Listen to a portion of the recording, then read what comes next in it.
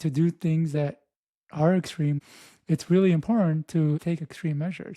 It all comes down to what is the result that you want and what are you willing to do to get it.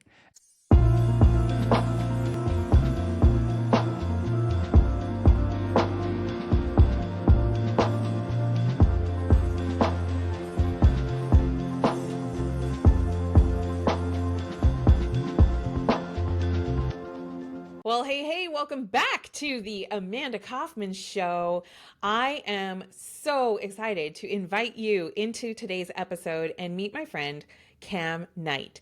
Kam is an international speaker, a best-selling author of a dozen books in the area of mental, emotional, and physical performance.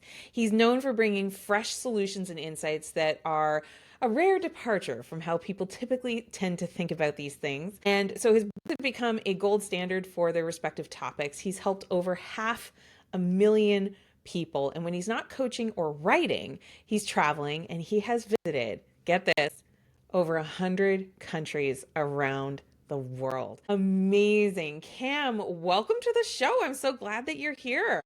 Thank you very much, Amanda. I am excited to be here. So good, so good. Now, I mean, books, so many Yeah. books. Okay, I just got to ask you right off the top because a lot of our listeners we're entrepreneurs, we're very busy, we're coaches, we want to help. You've clearly unlocked something here Yeah. to be able so prolific in writing books that reach so many people. What's your secret? How do you do that and, do all the traveling, do all the coaching, do all the speaking? Well, I wouldn't say there's actually one secret because a lot of times people are asking me, what's the one piece of advice you can give? And what I want people to understand is that there really isn't one piece of advice. There's a lot of things that need to be fallen into place for us to make the progress that we're seeking. And when a person does find that one piece of advice where they think that was like the game changer for them, it's usually because they had all the other things in place It's and they like the just last piece as opposed to the one piece. exactly. So it's just that puzzle piece that was missing that helped them put everything together. And what I have noticed is a lot of people are looking for that one piece of advice, that one golden nugget, but really there isn't one. We have to really focus on a lot of different areas.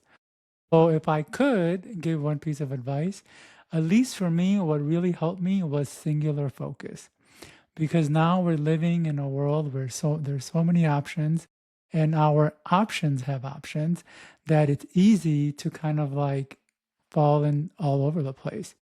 And so the reason I've been able to do what I have, 12 books isn't an easy feat. And this was all prior to ChatGPT. So, I mean, it was Wait, you actually wrote your books? I Wild. actually wrote my books, yes, whereas everyone's having AI do it. There was no AI back then. I mean, we had spell check, but that was the extent of it. But to do that, I really cut out everything. I cut out television, I cut out media, I cut out YouTube.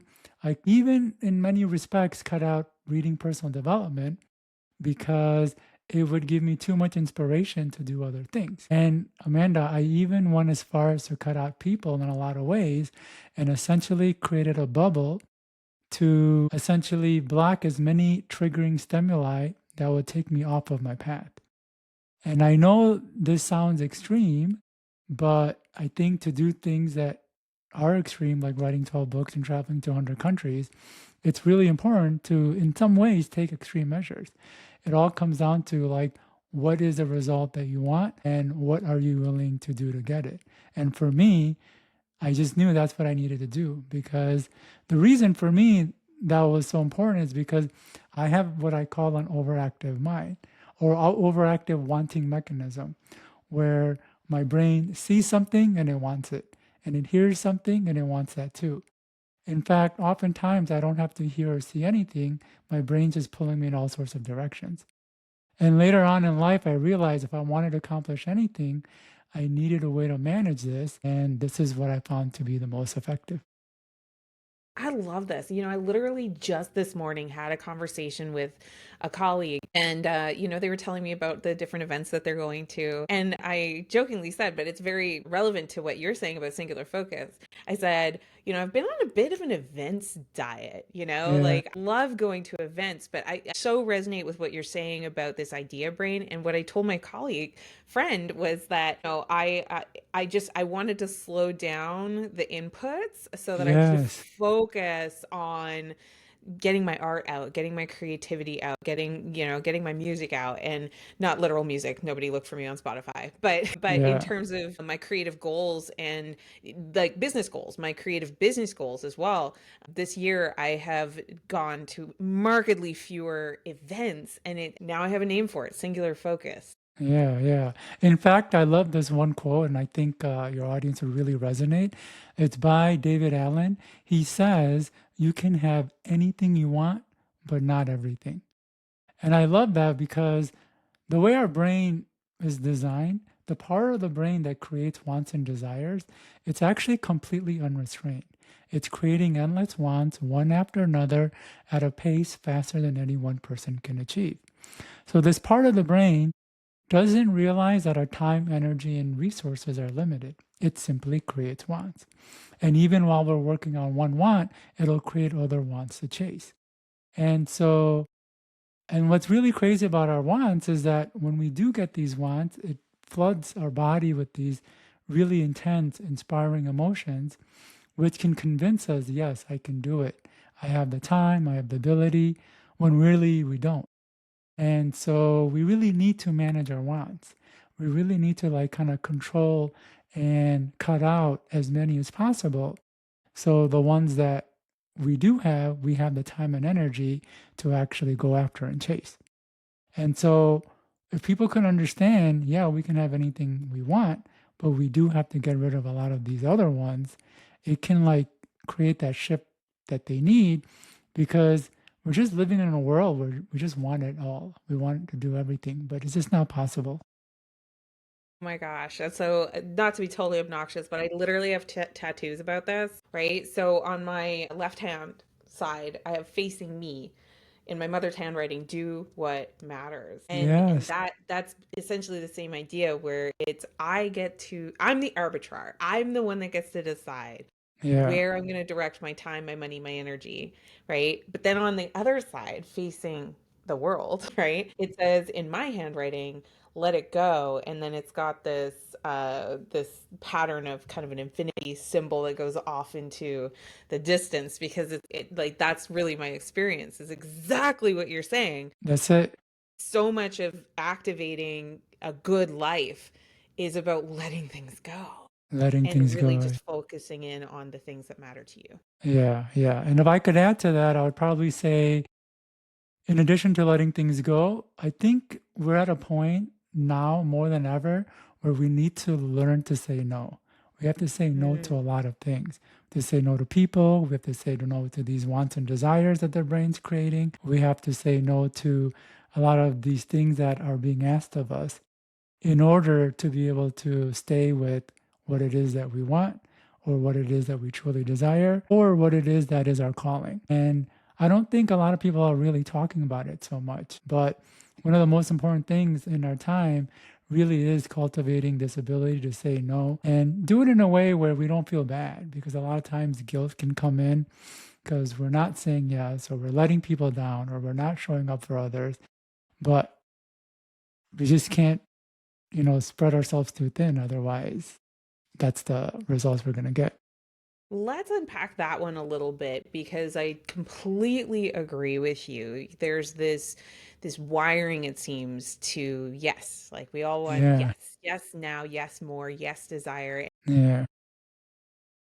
So much of the marketing we experience, it really is rooted in lack and Yeah. in scarcity and being left out and the FOMO and like all of those kinds of things. So much of it. Yeah. So much of it, right? And with good reason. It's basically reflecting back the collective psychology and sociology of people. Like that's why they do it. It's very, very, very effective. But for somebody who, let's just say that we've got somebody listening right now who has been spun up in maybe the people pleasing or feeling guilt or shame, like you said, about maybe the desire to say no, or maybe it's Yeah. just so noisy that they're not sure they can say no to anything, Yeah. what would you tell that person? Well, when it comes to guilt, what I tell people is either way you go, you're doing it for yourself. So if a person doesn't do something because they'll feel guilty, they're not doing it because they want to. They're doing it so they don't feel that pain of guilt. So they're still doing it for themselves. I Whoa. know. Oh, wow. Oh my gosh. That's a big idea. And oh Yeah. my goodness. Can you say that like maybe in another way, or ways that you see people kind of do this Yeah. and live this pattern out? Yeah. So a lot of times when they fall into guilt, they think they're being good and kind or generous to another person, or they think they're doing it for the other person. But at the root of it, they're doing it so they don't feel the pain of the guilt. And so, in a way, they're still doing it for themselves. So, if they're still doing it for themselves, why not choose the thing that's going to be more helpful for them? Yeah, that's how I help Oh my people. gosh. I want to take this 3-minute clip and I want to play it for everybody that I've worked with in the coaching industry, in the coaching space, because a lot of us were, and this was me too, just like pulled in Yeah. because we love people and and like we feel called to that impact, but it's so easily perverted, if you will, Yes. by the Yes. guilt and the shame and the people pleasing, and it can take you out of operating as your best self or as your highest version of Yeah. you, right? Exactly. Yeah. And so that's what I would say because it's easy to assume, oh, yeah, I'm being kind and generous. And yes, we are. But then there's that underlying thing where we're still doing it for ourselves. And if a person can understand, hey, if I do this thing for me, that's going to be beneficial, or if I do this thing for this other person so I don't feel guilty, since I'm still doing it for myself, I'll just pick the option that's going to be more healthy choice for me. Now, it doesn't mean that we don't ever do anything for others. I think it's really important to still show up for others, but this should help put the guilt in a better perspective in case somebody does fall into people pleasing, thinking they're the victim when, when we look at it deeply, they're making a choice that's still in the best interest for themselves. This is Yeah. absolutely gold. Cam, I'm so glad you joined us today. I mean, like this is incredible. So when somebody wants to, let's take that as, yes, okay, whatever I do, it's going to be selfish at the end of the day because I'm being pulled towards my action and I have full agency. Yeah. So then now what? Like, how do you know this is fun. How do you know that what you're listening to for you is what you want versus maybe parroting an echo of what you think you should want, or you think that maybe you have had a lot of exposure and experience with something and you're kind of defaulting? How do you know you're acting based on your true desire, your authentic desire, versus potentially that fear or that avoidance or that pain or that default? This is a tough one. And I think this goes really deep into the psychology of our wants. And, our wants come up for so many different reasons.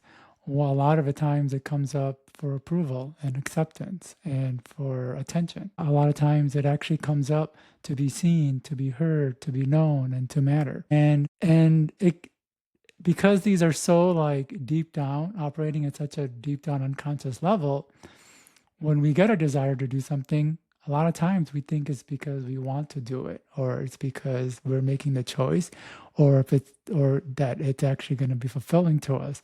But there are a lot of underlying causes, like the things I mentioned. It could also even come from wanting security or wanting safety. And again, it's not a very easy thing to just say, how do I know why I'm doing this? Or if I'm doing it for the right reasons, it does take a little bit of awareness. And the one thing, and I struggle with this a lot, especially when I wanted to be kind of donate and be generous. And the way I did it was for myself, knowing why I was truly doing something, is I wouldn't talk about it. Because if I was telling people what I was doing and why I was doing it and things, then I knew I was getting it for attention. But if I wasn't telling people and I still wanted to do it and have the motivation, desire, then I knew I was doing it for more grounded reasons. Does that make sense? And It makes so much sense. And, I've yeah, heard two schools of thought on these things, whether it was, a donating goal or really any kind of a goal. And the two schools of thought are what you just said, which is yeah, keep it to yourself. yep, They can find out once you've done it. yeah, exactly. And then the other school of thought is you need to tell everybody because you need that accountability. Yeah, And I got to tell you, Cam, I tend to go the more along your lines yeah, of that quiet, that introspection. And I mean, I'm not sure. I'm honestly not sure if that's the way I love to do it, or maybe it's like certain things it's better have that external accountability, say it out yeah, loud, call your shot. Or maybe certain other things it's better to keep it down and quiet. But I like your point out or your call out there yeah, of if I'm feeling like I have to be performative or if I have to gain your approval, then I will do the thing. yeah, Maybe I need to spend more time with that to really sit down and it's coming right back for me, it's coming right back to the values conversation of what do yeah, I value and am I consciously choosing this value or am I defaulting to my subconscious yeah. desires and subconscious values. And I think the security one is a really big one for a lot of people. Securities, yeah, it's huge. Yeah, yeah, yeah. Yeah. So I do want to make a distinction because there is a lot of talk of like, hey, tell everybody so you can have accountability or keep it to yourself until you actually have done it. More or less, don't tell people what you're going to do, show them what you're going to do. And this is great perspective to have when we're trying to figure out how to make sure that we stick to our commitments. But since you were asking, how do we know why we're doing, if we're doing things for the right reasons?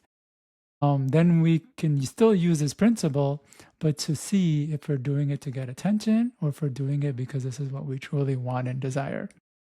And so this thing can help us with both. And there is a lot of talk about, hey, tell everybody and not. And I think there isn't one right way or not. It really depends on the person. Because if somebody gets a lot of pressure for telling people what they're going to do, and it creates a lot of pressure that they have to perform, and that pressure does help them perform, then yeah, go for it. Start telling more people more of what you want to do so you can get that necessary pressure slash accountability to see to the end. For others, that's just too much pressure and they cower. And I wouldn't say I cower, but I've just noticed that when I am talking about something before I do it, it almost never happens. But if I keep a tight lip on it, I do end up doing a lot more than I would have even said. Hence, I've written 12 books, traveled to 100 countries, and it wasn't just vacation. I mean, I did some pretty extreme stuff there, like hike the ice sheets of Greenland, tallest mountain range in Africa, slept in the oldest rainforest in Asia or in the world in Asia. And all of those things I wasn't telling everybody about. They were all things that I wanted to do. I went out and did it, and then I started talking about it. And then again, I am always trying to figure out if what I'm doing is for the right reasons. And for me, the easiest way has been not telling too many people or anybody at all. And if I still do it and enjoy do it and want to do it, then it validates for me that I'm on the right path. I love this. I love this. I mean, something I like to say a lot is that ideas are cheap. It's the execution that's really expensive. Yes, exactly. No, it's seriously, it's yeah, which and it kind of relates to something I heard recently, like learning without application, if you're not executing, is just entertainment. Yes. Yes, absolutely. So, dear listener, make sure that you're executing, taking some notes. Yes. I love that. I want to ask you too a little bit about this idea of internal resistance, Yeah. So, okay, great. Singular focus. Fantastic. Get quiet, understand like why you're doing what you're doing. Sounds good. Amazing. Still really struggling maybe with activating that singular Yeah. focus or just even following through on the idea even if you're pretty sure you're doing it for the right reasons. Yeah. Like what causes that resistance, but I think even more importantly, what can we do about it? Okay. So this is a really good question, and I'm going to try to help people or your audience understand resistance first, and then we can get at a better answer. So, to understand resistance, it helps to understand that the part of the brain that creates wants and desires works separately and independent of the part that allows you to act on that desire. Very important, so I'll say it again. The part of the brain that creates wants works separately from the part that allows you to act on that want. So you have one part of the brain that's creating endless wants, as I mentioned, one after another, and it doesn't check to see if you have the time, resources, or energy to achieve the want. It just simply creates wants, which is why it's really important for us to get singular focus because this wanting mechanism goes all over the place. But even once we hone in on that want, it gets evaluated by this other part of the brain using a whole host of criteria. And if this desire is not in line with the criteria, our brain will prevent action. So another thing that's important to understand is that it is possible for our brain to create a desire for something and at the same time hold us back from it. I know it's pretty wild, but that's what's really going on is because there's two mechanisms at play. In fact, I used to think whoever created humanity, whether it was God, aliens, or evolution, must have been really sick and twisted. Because how could they create us with these burning desires and then keep us from going after them? Like it just sounded, It you feels know, cruel, doesn't it? so cruel. But it makes sense when you think about it this way. And the criterias can be quite extensive. Some of the more commonly known or discussed include limiting beliefs, habits, and comfort zones. But when we really dive into it, it goes much deeper, like authority issues, inner child, things. There's a concept I call the secret. And I've kind of, in my journey of studying internal resistance, I've come across over 25 things that the brain is evaluating. And so to answer the question, so how do we get over the resistance? Unfortunately, it's not that easy because we have to look at what criteria doesn't meet the desire that the brain is stopping us. If it's limiting beliefs, we got to work on that. If we have authority issues, we got to work on that. If we have other things, we got to work on that. And what's interesting is that for some people, they have a lot. And so have to go through a lot of stuff, which is why, you know, they'll they'll learn about a concept that says, oh, you got to work on your beliefs, and they do, and they're still stuck, and they think, oh, this stuff doesn't work.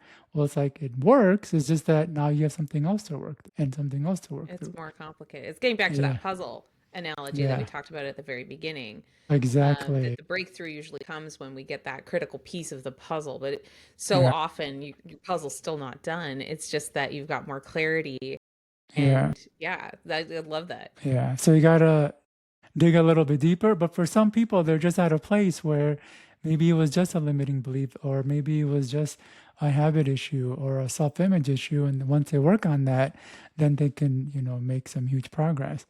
And then somebody will see that and be like, okay, I did what this person did, but I'm still stuck. And Different then puzzle. there's just another piece they have to work through. But unfortunately, it's easy to think, oh, there's something wrong with me, or I'm not cut out for it, or it won't work for me. That's not the case. It's just there's another piece that is holding you back that we got to work through. So yeah, So good. Cam, yeah, what is the best way for people to follow you? yeah. The easiest way is to reach out to me on my website. That's kamknight.com, KAMKNIGHT.com. And I've got a free gift for your audience, which is 5 ways to end procrastination and sabotage. It seems like a simple concept, but this guide really goes into the psychology of how our brain tricks us for moving forward. What's really important to understand is when resistance stops us, it doesn't tell us that it's stopping us. It doesn't say, hey, Amanda, this thing that you're trying to do, it goes against our authority issues, so I can't let you do it. The inaction manifests in very manipulative ways. And the tricks the brain uses are so manipulative, cunning, we don't think of them as tricks, which is why they work so well and why we so easily fall for them. So this guide will shine a light on some of the tricks and give a framework of how to even understand the other tricks that might be coming up. And they can get that free on that website or on my website. Oh my gosh, I can't wait to dig into that myself. I mean, you are an incredible human, Cam, and I'm so Thank you. glad that you took the time to share with us some of your wisdom today. No problem. This was great. I was really happy to be here. Amazing. And dear listener, hey, I'm sure you heard something amazing. So don't forget to hit subscribe so that you don't miss our next episode. And also, you've probably got like 3 friends who need to hear that it's a matter of solving their puzzle pieces to get their next big breakthrough. So grab the link of the show, text it to them, send it on DM, but share this message with them so that they have another clue as they are building their dreams and attacking their goals. And one last thing, if you really did love this, if this is just awesome, and you've got a minute, we'd really love a review. So wherever you happen to be listening to this, go ahead and leave us a review. An honest review, 5 stars is always amazing. But if it, whatever you actually really thought, because it helps people to decide whether they're going to spend time with us. And we always appreciate you taking the time to share what you really, really love about the show. I'll be back with you on our next episode. And until then, make sure you do what matters.